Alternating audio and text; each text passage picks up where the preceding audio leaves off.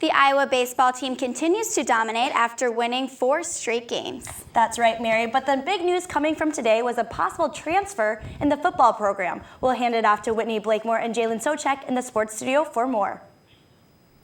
Mary and Michelle, that's right. Earlier Wednesday afternoon, the Big Ten announced that quarterback Jake Rudock's transfer waiver has been approved. That's right, Whitney, and this means that Rudock could be able to transfer to what will likely be Michigan and play immediately for his final season of eligibility.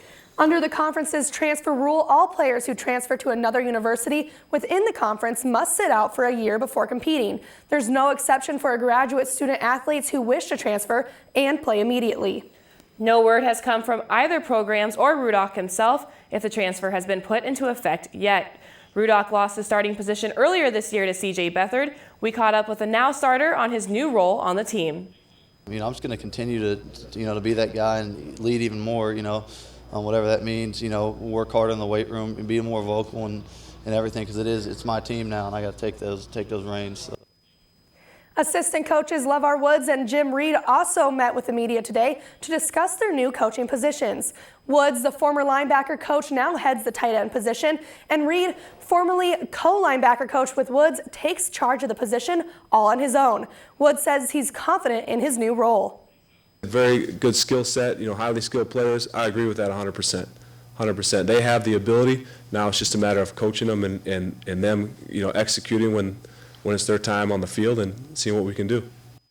And Reed promising a better linebacking core, but not with the promise of more production or talent in the position. It's going to be up as much as it's going to be consistent. What we're after is this: real heady players who are very aggressive up the field. We'll now get to some sports currently in action. The weather isn't the only thing heating up in Iowa City. Daily Iowan TV sports reporter Jordan Maloney has more on the Iowa baseball team's heat wave. After sweeping the 19th-ranked Indiana Hoosiers last weekend, the University of Iowa baseball team found themselves a national ranking for the first time since 1990. With this momentum, the Hawkeyes took on Grandview on Tuesday at home, recording themselves another victory. Earning their 18th win of the season, the Hawkeyes were able to hold the Vikings to 2 runs and 5 hits due to an impressive defense performance and the team's pitching strength. We play great defense day in and day out, and for the most part we can run a lot of really good arms at you. As you're watching the games now, our starters are starting to get into the late innings, which is just going to make us better and better. While Jared Mandel earned the victory, freshman Nick Gallagher made his first career start, pitching 1 out short of 4 innings. Doesn't matter if I'm starting or in the bullpen.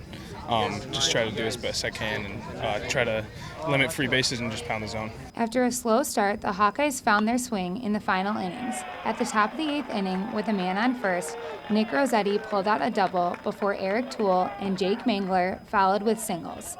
It was senior Chris Day who finished the sequence with a 2-run double, putting the score at 9-2. And early in the game, we weren't able to get hits, and it was really great later in the game to be able to get some runs on the board. Ranked 24th in the nation, the Hawkeyes are now 18-6, their best start since 1941. The Hawkeyes head to West Lafayette this weekend to take on Purdue. That's all for now from Banks Field. I'm Jordan Maloney with DITV Sports. Thanks, Jordan. And the 8th-ranked Hawkeye gymnastics squad will be heading for the NCAA championships after learning earlier today of their qualification. Iowa is just one of 12 teams to make the cut with a qualifying score of over 430 points. The Hawkeyes will be competing with the likes of top programs Oklahoma and Stanford, and will be joined by Big Ten foes Penn State, Michigan, Illinois, Minnesota, Ohio State, and Nebraska. The event will have 2 sessions and is set to take place April 9th at the University of Oklahoma. Final competitions will follow April 10th and 11th. As the men's squad learns their NCAA fate, the women's gymnastics team is heading to its NCAA Regionals competition in Auburn. We caught up with the team earlier this week, and you can hear what they had to say in Thursday's program. We'll also be bringing you a look at one of Iowa's best track and field throwers. Well, that will do it for us. Back to you guys at the desk.